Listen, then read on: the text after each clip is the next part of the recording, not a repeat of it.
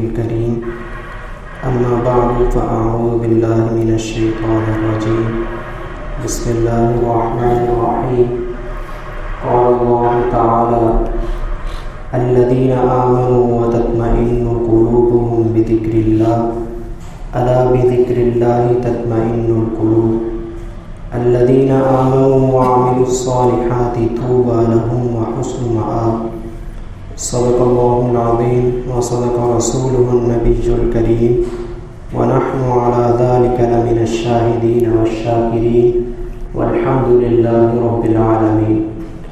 درود پڑھ لیجیے. اللهم صل على محمد عبدك ورسولك وصل على المؤمنين والمؤمنات والمسلمين والمسلمات.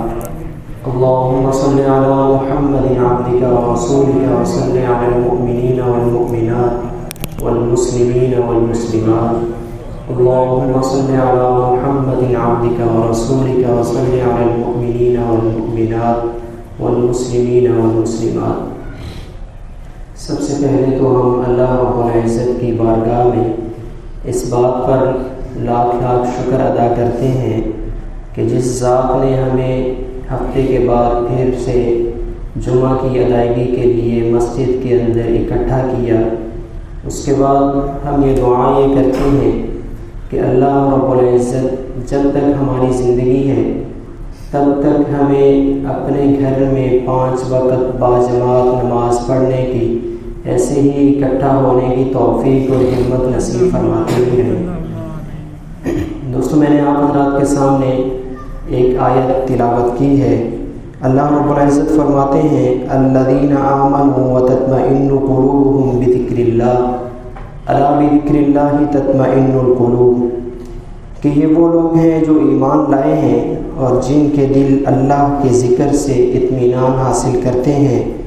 یاد رکھو کہ صرف اللہ کا ذکر ہی وہ چیز ہے جس سے دلوں کو اطمینان نصیب ہوتا ہے. پھر اللہ رب العزت فرماتے ہیں الذین آمنوا وعملوا الصالحات طوبى لهم وحسن مآب، کہ غرض کے جو لوگ ایمان لائے ہیں اور جنہوں نے نیک عمل کیے ہیں ان کے حصے میں خوشحالی بھی ہے اور بہترین انجام بھی. دوستو ایک کہاوت ہے، ایک قصہ ہے، ایک حکایت ہے. اگر اس کو دیکھا جائے تو ہمیں یوں لگتا ہے کہ جیسے وہ ایک لطیفہ ہو، لیکن اگر اس کو غور سے دیکھیں تو وہ ہماری زندگی کا خلاصہ ہے.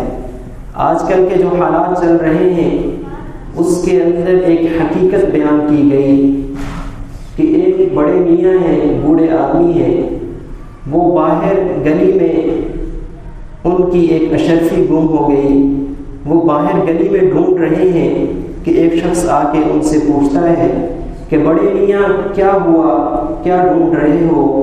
تو بڑے میاں کہتے ہیں کہ میری ایک اشرفی گم ہو گئی ہے، میں وہ ڈھونڈ رہا ہوں. تو وہ صاحب جو پوچھنے والے ہیں اچھے آدمی تھے، بھلے آدمی تھے، وہ بھی ان کے ساتھ مل کے ڈھونڈنے لگ جاتے ہیں. کافی دیر ڈھونڈنے کے بعد جب وہ اشرفی نہیں ملتی تو وہ صاحب پوچھتے ہیں کہ بڑے میاں مجھے یہ بتاؤ کہ آپ کی اشرفی کہاں گری تھی، کہاں گم ہوئی تھی؟ تو بڑے میاں کہتے ہیں کہ اشرفی تو گھر کے اندر گری، وہاں گھر کے اندر گم ہوئی، تو گھر میں چونکہ اندھیرا ہے اس وجہ سے میں گھر میں نہیں ڈھونڈ سکا، باہر روشنی ہے میں باہر ڈھونڈنے کے لیے آ گیا ہوں. اگر دیکھا جائے تو ہم یہ کہہ سکتے ہیں کہ وہ بوڑھے آدمی جو تھے عمر کے ساتھ ساتھ ان کی عقل کمزور ہو گئی، ان کے سوچنے کی سمجھنے کی جو صلاحیت تھی وہ کمزور ہو گئی. اس وجہ سے ان کو بات سمجھنے میں، ان کو معاملہ سمجھنے میں کچھ دقت پیش آئی اور وہ اندر ڈھونڈنے کی بجائے اس اشرفی کو باہر ڈھونڈنے کے لیے آ گئے. لیکن اگر ہم اپنی زندگی کو دیکھیں تو ہمارا بھی حال یہی ہے کہ ہم اپنے اندر کا جو ضمیر ہے اس کو درست کرنے کی بجائے ہم باہر کو دیکھ رہے ہیں. ہم مغرب کی طرف دیکھتے ہیں کہ کہیں سے ہمیں روشنی مل جائے، کہیں سے ہمیں سنورنے کی، اپنے معاشرے کو بہتر کرنے کی اور اپنے ملک کو بہتر کرنے کی کہیں سے کوئی ترکیب مل جائے. دوستو حقیقت یہ ہے کہ ہمارے اندر کا جو ضمیر ہے، اندر کا جو انسان ہے، اس سے خطا ہو چکی ہے، وہ اپنے راستے سے بھٹک چکا ہے اور ہم باہیں ڈھونڈ رہے ہیں۔ کسی دانشور نے کہا، کسی نے سوچنے والے نے کہا کہ اگر ہمارے جہالت بہت زیادہ ہے، اگر تعلیم دے دی جائے تو ہمارا معاشرہ سنور سکتا ہے۔ تعلیم دی گئی، جب ایک چور کو تعلیم دی گئی، اس کو ہنر سکھا دیا گیا، اس کو لوہار کا ہنر سکھا دیا گیا، تو وہ اس کے لیے چوری کرنا اور بھی زیادہ آسان ہو گیا۔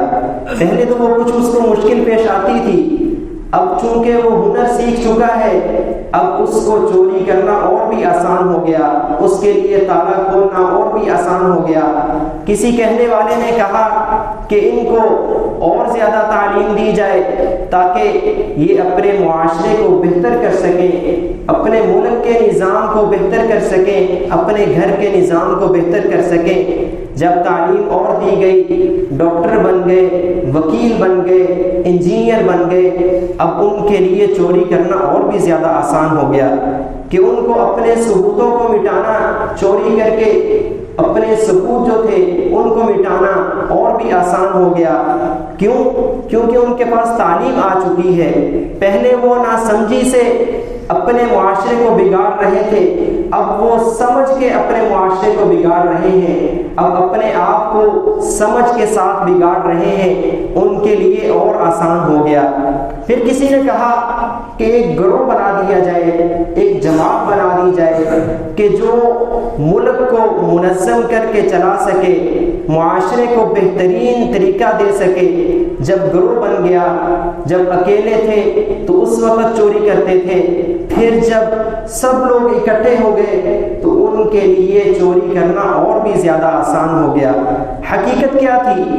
حقیقت یہ تھی کہ انسان کا جو اپنا ضمیر تھا اس کو نہیں دیکھا۔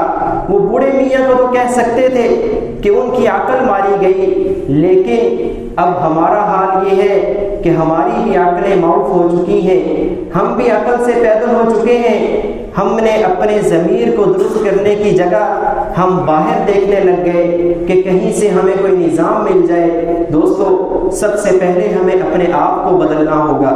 تبدیلی جو ہے انسان کے اپنے آپ کو بدلنے کا نام ہے، اپنے دل کو، اپنے ضمیر کو بدلنے کا نام ہے۔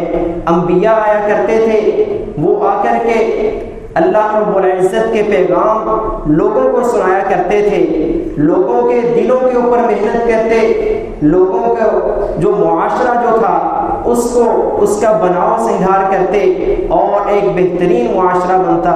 نبی کریم صلی اللہ علیہ وسلم کو دنیا میں تشریف لائے کچھ زیادہ وقت نہیں گزرا تھا کہ دیکھنے والے نے دیکھا ایک میدان ہے، اس کے اندر ایک بھائی نکلتا ہے مشکیزہ پانی کا لے کر کے کہ میں اپنے بھائی کو تلاش کروں۔ جب اپنے بھائی کے پاس پہنچتا ہے تو کیا دیکھتا ہے کہ وہ زخموں سے چور ہے، اس کو پیاس بھی لگی ہوئی ہے۔ وہ مشکیزے سے اپنے بھائی کو پانی پلانے لگتا ہے تو کہیں سے آواز آتی ہے پانی کی، تو وہ بھائی کہتا ہے جو زخموں سے چور ہے، وہ کہتا ہے کہ میرے بھائی کو پانی پلاؤ جا کے، وہ دوسرے مسلمان کو پانی پلا دو۔ جب وہ بھائی اس کے پاس پہنچتا ہے تو وہ بھی زخموں سے چور ہے، پیاس لگی ہوئی ہے، تو کہیں اور سے بھی آواز آتی ہے کہ پانی کی، تو وہ جو زخمی شخص ہے دوسرا وہ بھی کہتا ہے کہ فلاں کو جا کے پانی پلا دیا جائے۔ جب اس کے پاس پہنچا جاتا ہے تو پہلے کے پاس پھر آ جاتا ہے، تو جب دیکھتے ہیں تو وہ پہلا شخص جو ہے وہ اللہ کو جا ملا۔ پھر وہ دوسرے کی طرف لپکتے ہیں کہ دوسرے کو پانی پلایا جائے، تو اتنے میں وہ بھی اپنے خالق حقیقی سے جا ملتے ہیں۔ ایسے ہی تیسرے شخص کے پاس پہنچا جاتا ہے، جب تیسرے کو دیکھا جاتا ہے تو وہ بھی اس دنیا سے رخصت ہو چکے۔ دوستو، یہ تھے انسانوں کے دلوں کے اوپر محنت کہ یہ وہی لوگ تھے کہ جو ایک دوسرے کی جان لینے والے تھے، کہ جن کا اونٹ کسی دوسرے کے کنویں سے پانی پی لیتا تو سال ہا سال تک ان کی لڑائیاں چلا کرتی تھی۔ اگر کسی چراگاہ سے کوئی جانور کوئی چارہ چر لیتا تو سال ہا سال تک لڑائیاں چلتی، ایک دوسرے کی گردنیں کاٹی جاتی، اور آج یہ وہی لوگ ہیں کہ ایک دوسرے کی خاطر جان دینے والے بن گئے ہیں۔ کیا تھا کہ انسان کا جو ضمیر تھا اس کے اوپر رسول اللہ صلی اللہ علیہ وسلم نے محنت کی، ان کے اندر کے انسان کو جگایا اور وہ ایک بہترین معاشرہ بن گیا۔ پھر ایک اور واقعہ ہم دیکھتے ہیں کہ نبی کریم صلی اللہ علیہ وسلم کے پاس کوئی مہمان آ گیا۔ آپ علیہ السلام کے گھر میں اتنی گنجائش نہیں تھی کہ اس مہمان کی مہمان نوازی کی جائے۔ نبی کریم صلی اللہ علیہ وسلم اعلان یہ کرتے ہیں کہ اے لوگوں، میرا ایک مہمان ہے، کون ایسا شخص ہے کہ جو اس کی مہمان نوازی کرے؟ ایک شخص کہتے ہیں کہ میں اس کی مہمان نوازی کروں گا، حالانکہ ان کو بھی پتہ ہے کہ میرے گھر میں کوئی اتنا خاص انتظام نہیں۔ وہ اس مہمان کو اپنے ساتھ لے جاتے ہیں اور لے جا کر کے اپنی اہلیہ کو کہتے ہیں کہ نبی کریم صلی اللہ علیہ وسلم کا ایک مہمان ہے، آج تو ہماری قسمت کھل گئی، اللہ کے رسول کا مہمان ہمارے گھر میں آ گیا۔ اپنی اہلیہ کو ہدایت یہ دیتے ہیں کہ جب دسترخوان لگ جائے بچوں کو پہلے ہی سلا دینا، تو جب دسترخوان لگ جائے کھانا کھانے لگے تو کسی نہ کسی بہانے سے چراغ کو بجھا دینا، اور میں اپنا ہاتھ ہلاتا رہوں گا۔ مہمان جو ہے اس کی وجہ سے اس کو یوں لگے گا کہ جیسے یہ کھانا کھا رہا ہے، تو مہمان اپنا پیٹ بھر کے کھانا کھا لے گا۔ رات گزر گئی، جب صبح کے وقت نبی کریم صلی اللہ علیہ وسلم کی خدمت میں وہ صحابی حاضر ہوئے تو آپ علیہ السلام نے فرمایا، اے ابو طلحہ انصاری رضی اللہ تعالیٰ عنہ نام ہے۔ آپ علیہ السلام نے فرمایا، اے ابو طلحہ، تو نے کیا مہمان نوازی کی؟ حضرت ابو طلحہ فرماتے ہیں کہ میں نے کوئی خاص مہمان نوازی نہیں کی۔ اللہ کے رسول کہتے ہیں کہ اے ابو طلحہ، تیری جو مہمان نوازی تھی اس کے اوپر اللہ رب العزت کو اتنا رشک آیا کہ اللہ نے تیری تعریف میں قرآن کو اتار دیا۔ اللہ رب العزت نے فرمایا، والذین یؤثرون علی انفسہم ولو کان بہم خصاصہ۔ دوستو، یہ تھی محنت، یہ تھی قربانی، یہ ہے اثار۔ آج یہ معاشرہ ہمیں نہیں مل سکتا، آج وہ انسانیت ختم ہو گئی ہے، آج ہم اس قسم کی مثال نہیں دے سکتے۔ صحابہ رضوان اللہ علیہم اجمعین جہاں کہیں جاتے تو وہ کہتے کونوا مثلنا، کہ ہماری طرح بن جاؤ۔ آج میں اور آپ کیا یہ بات کر سکتے ہیں؟ کیا ہم کفار میں جا کر کے یہ بات کر سکتے ہیں؟ کفار کو کیا، ہم اپنے لوگوں میں بیٹھے ہوئے بھی یہ بات نہیں کر سکتے کہ آپ ہماری طرح بن جاؤ۔ ہم نے اپنے آپ کو اتنا بگاڑ لیا، اپنے نبی کی جو تعلیم تھی اس سے اس قدر پھر گئے کہ ہم اپنی طرح نہیں کہہ سکتے کہ آپ ہماری طرح بن جاؤ۔ اللہ رب العزت کے نبی نے، اللہ کے رسول نے ایک جملہ ارشاد فرمایا، بڑی ہی پیاری بات ارشاد فرمائی کہ آپ علیہ السلام نے فرمایا، اذا صلحت صلح الجسد كله واذا فسدت فسد الجسد كله، کہ جسم کے اندر انسان کے سینے میں ایک گوشت کا لوتھڑا ہے، اگر وہ درست ہو جائے، اگر وہ ٹھیک ہو جائے تو اس کا پورے کا پورا جسم ٹھیک رہتا ہے، اور اگر وہ ٹکڑا، وہ گوشت کا لوتھڑا خراب ہو جائے تو انسان کا پورا جسم جو خراب ہو جاتا ہے۔ سن لو وہ دل ہے، وہ دل ہے، وہ دل ہے۔ دوستو، میں اور آپ اگر اپنے دلوں کے اندر جھانکتے ہیں تو ہمیں پتہ چلتا ہے کہ ہمارے جو دل تھے ان کے اندر شہوات بھری ہوئی ہیں، ان کے اندر برائیاں بھری ہوئی ہیں، ان کے اندر غلاظتیں بھری ہوئی ہیں۔ جب ہمارے دلوں کے اندر اس قسم کی غلاظتیں ہوں گی تو ہمارا معاشرہ کیسے ترقی کر سکتا ہے؟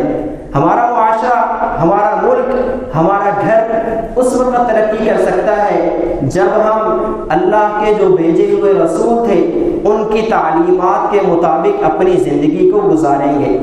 اور ہم نے یہ تہیہ کر لیا ہے کہ ہم نے اپنے نبی کی سنت کو کبھی بھی زندہ نہیں کرنا۔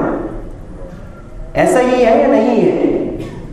حقیقت ہے یہ کہ ہم نے یہ تہیہ کر لیا، ہم نے یہ سوچ لیا، ہم نے پختہ عزم کر لیا کہ نہ تو ہم نے اللہ کے حکم کو ماننا ہے اور نہ ہی اپنے نبی کے طریقے کو ماننا ہے، ان کے مطابق ہم نے زندگی نہیں گزارنی۔ اگر میں اور آپ اپنی زندگی کا مطالعہ کریں، اپنی زندگی کو دیکھیں تو ہمیں پتہ چلتا ہے کہ جب ہماری شادی ہوتی ہے یا کسی بچے کی سالگرہ ہوتی ہے یا کوئی اور گھر کے اندر کوئی بھی پروگرام ہو تو ہمیں پتہ چلتا ہے کہ ہم اپنے نبی کی جو تعلیمات تھی اس سے بالکل پھر چکے ہیں۔